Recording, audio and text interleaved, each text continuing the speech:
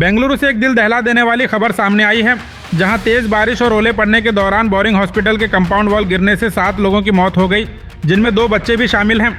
यह हादसा शिवाजी नगर इलाके में उस वक्त हुआ जब फुटपाथ पर अपना रोजगार करने वाले वेंडर्स अपना सामान बचाने की कोशिश कर रहे थे।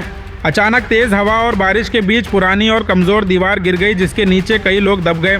इस हादसे में 8 से ज्यादा लोग जख्मी हुए हैं, जिनका इलाज हॉस्पिटल में चल रहा है। आई विटनेस के मुताबिक वहां लगभग 30 लोग मौजूद थे और यह वेंडर्स पिछले 20 सालों से वहीं पर अपना काम कर रहे थे। पुलिस और फायर डिपार्टमेंट ने बारिश के बीच रेस्क्यू ऑपरेशन चलाकर लोगों को मलबे से बाहर निकाला। इस घटना के बाद कर्नाटक के चीफ मिनिस्टर सिद्धारामैया ने साइट का दौरा किया और तुरंत एक्शन लेने के निर्देश दिए। उन्होंने मरने वालों के परिवार को 5 लाख रुपए मुआवजा देने का ऐलान किया, जबकि जख्मियों के लिए मुफ्त इलाज का भी वादा किया। साथ ही मिनिस्टर शरण प्रकाश पाटिल ने भी साइट का दौरा किया और कहा कि बेंगलुरु बोरिंग हॉस्पिटल इंसिडेंट पर रिपोर्ट आने के बाद ही आगे की कार्रवाई की जाएगी। सीएम सिद्धारमैया ने इस मामले में इंक्वायरी का हुक्म दिया है और कहा है कि जो भी जिम्मेदार होगा उस पर सख्त कार्रवाई होगी।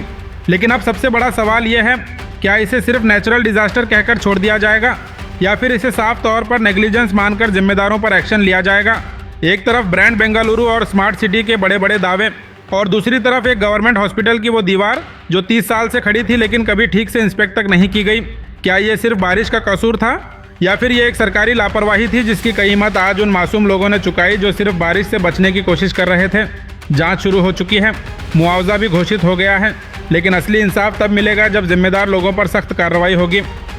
अल्ताइबा स्कूल गुलबर्गा का मशहूर इदारा, जहां qualified teachers, smart classes, library, science और स्पोर्ट्स ग्राउंड के साथ दीन और दुनिया दोनों की बेहतरीन तालीम दी जाती है। LKG से 10th तक एडमिशन्स ओपन है। आज ही विजिट करें और अपने बच्चों का एडमिशन करवाएं।